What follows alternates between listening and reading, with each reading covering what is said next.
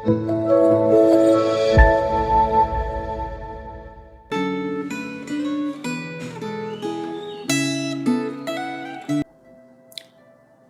jemaat yang terkasih dalam Tuhan. Sungguh bersyukur pada hari ini kita boleh dipercayakan Tuhan hari yang baru. Dan mari sebelum kita lebih jauh di dalam refleksi Gema pada hari ini, saya mengundang kita untuk bersama-sama berdoa.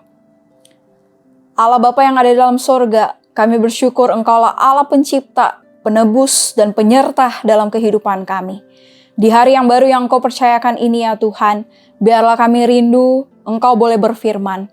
Sehingga rindu biarlah di hari yang baru ini kami dapat mengisi segala sesuatunya dengan apa yang menjadi mau-Mu, dengan apa yang memuliakan Engkau saja ya Tuhan. Karena itu pimpin dan sertailah waktu ini, ya Allah Roh Kudus, biarlah Engkau yang berbicara kepada setiap kami, mengarahkan kami kepada apa yang Engkau inginkan dalam kehidupan kami ini ya Tuhan. Kami serahkan waktu ini ke dalam tangan-Mu, dalam nama Tuhan Yesus kami berdoa. Amin. Refleksi Gema pada hari ini bertemakan berlatih, bertekun, berjaga dengan dasar firman Tuhan dari 1 Korintus 9. Dan fokus di dalam 1 Korintus 9 ini yaitu di ayat yang ke-25 sampai 27. Mari bersama-sama kita melihat akan bagian firman Tuhan ini dan kita membacakannya. 1 Korintus 9 ayat 25 sampai 27.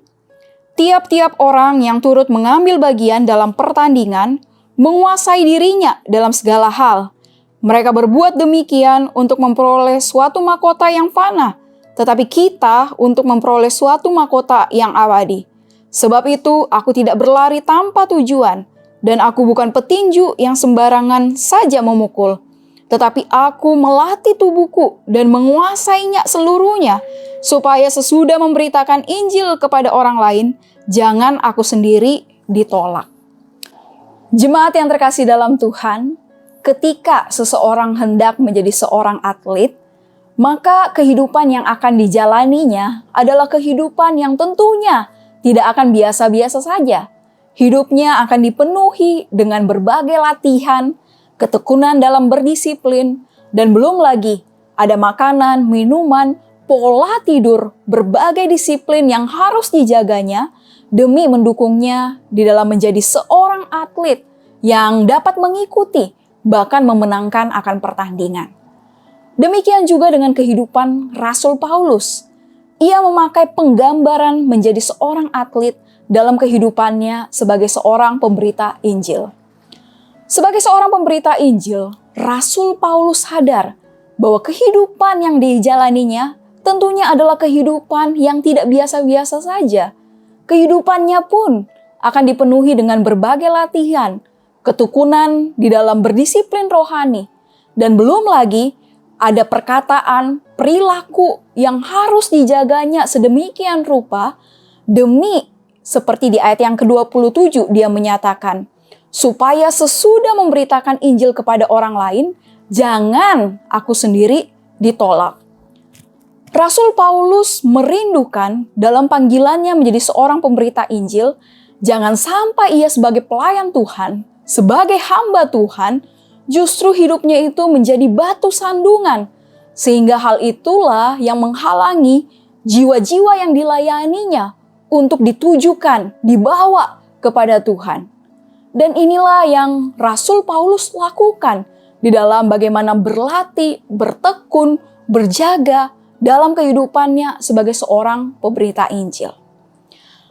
Dan bagaimana cara Rasul Paulus dapat mengikuti akan berbagai latihan, berbagai ketekunan, berbagai penjagaan dalam kehidupannya demi mendukungnya menjadi seorang pemberita Injil. Di ayat yang ke-25 sampai 27 yang kita baca pada hari ini menunjukkan akan berbagai latihan, berbagai ketekunan, berbagai usaha di dalam menjaganya sebagai seorang pemberita Injil. Yaitu yang pertama, Rasul Paulus belajar untuk menguasai dirinya. Itulah yang memampukannya. Meskipun pertandingan di dalam pemberitaan Injil itu begitu susah, ada banyak perlawanan, tetapi ketika ia belajar menguasai dirinya begitu rupa, ia pun mampu pada akhirnya untuk dapat berlatih, bertekun, dan juga di dalam menjaga akan kehidupannya. Dan tentunya di dalam belajar menguasai akan dirinya ini, dia tidak dapat melakukannya seorang diri. Tentunya di dalam penguasaan diri itu artinya apa? Dia senantiasa untuk belajar bergantung kepada Tuhan yang memampukannya untuk dapat menguasai dirinya. Dan yang kedua, tidak hanya belajar untuk menguasai dirinya, tapi Rasul Paulus tahu bahwa ada tujuan yang hendak dicapainya di dalam bagaimana dia menjadi seorang pemberita Injil yang mengikuti akan pertandingan di dalam dunia ini demi memperjuangkan Injil untuk diberitakan kepada jiwa-jiwa yang ada. Dengan tujuan yang ingin dicapainya itulah, yaitu mendapatkan suatu mahkota abadi, bukan suatu mahkota fana, itulah yang memampukannya untuk mengikuti akan pertandingan di dalam dunia yang sementara ini. Dia tahu bahwa kehidupan ini hanya sementara. Nantinya dalam kehidupan kekal ada suatu kemenangan abadi yang menantinya di sorga bersama dengan Allah Bapa. Dan yang ketiga, tidak hanya menguasai dirinya, tidak hanya tahu bahwa ada tujuan yang kekal yang hendak dicapainya. Yang ketiga, Rasul Paulus melatih dirinya dan kembali menguasainya. Dalam kata lain, dia menjaga akan dirinya begitu rupa. Dia belajar menguasai, tetapi juga dengan kewaspadaan. Jangan sampai sekali lagi dia menjadi batu sandungan di dalam bagaimana membawa jiwa-jiwa, di dalam bagaimana melayani Tuhan sebagai seorang pemberita Injil. Dan jemaat yang terkasih dalam Tuhan, melihat, merefleksikan akan firman Tuhan pada hari ini. Bagaimana juga dengan kehidupan kita sebagai seorang pemberita Injil, sebagai seorang pelayan Tuhan. Apakah kita tahu bahwa dalam kehidupan kita ini, kita sedang tidak menjalani kehidupan yang biasa-biasa saja? Seharusnya sebagai pemberita Injil, kita pun belajar untuk berlatih, bertekun, menjaga akan kehidupan kita, sehingga kita dapat mengikuti pertandingan yang Tuhan percayakan ini dengan baik. Sehingga pada nantinya, biarlah Tuhan juga yang menyambut kita di dalam kemenangan bersamanya. Bagaimana dengan kehidupan kita? Apakah kita mengusahakan akan hal ini? Dan tentunya tidak bisa dengan kemampuan diri kita untuk mengikuti akan pertandingan ini. Mari kita belajar untuk bergantung kepada Tuhan. Dan biarlah Tuhan yang menguatkan kita untuk mengikuti pertandingan bersamanya hingga pada akhirnya di sorga nanti.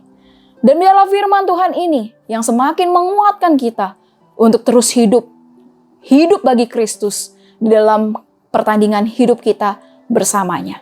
Mari bersama-sama kita berdoa. Tuhan, terima kasih untuk firman-Mu yang juga boleh berbicara kepada setiap kami.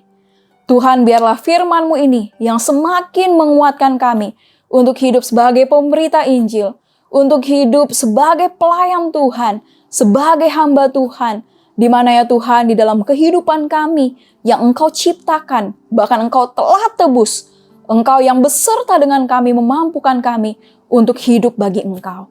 Dan terima kasih untuk firman-Mu yang menguatkan kami.